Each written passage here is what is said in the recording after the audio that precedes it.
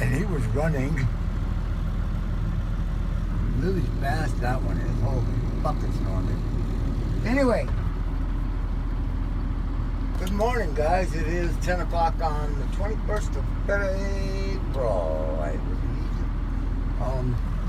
Yeah, it's been a long time. Hey, been busy, been doing this and doing that. We have 10 heifers left to calve, and I'm just getting started with the cows. I think I got like 30 cows in. We got about 140 some in all together. Yeah, it's been one of those years.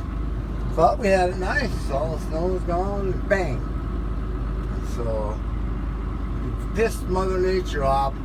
Settle up with her.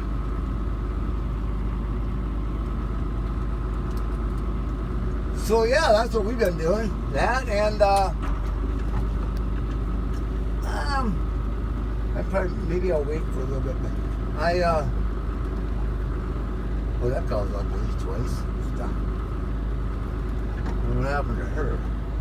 Oh, that's right. 22, is that day 22? Yeah. She is uglier than sin, but you know, the scary part of it is her calves arms. Hey, she ugly, boy. She a ugly one, yeah. And you know that. So, yeah. Shout out to a friend of mine, Dustin, Nick Peterson, guy used to work for him, a young kid. Young man, now he is 23, shit. Boy, time flies when you're an old bugger. But yeah, had good luck having heifers. I ended up with like 8 or 9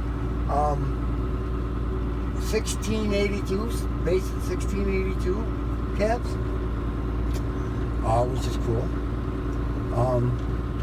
Right now, like I said, we've just been feeding and babysitting. Devin always does a great job, but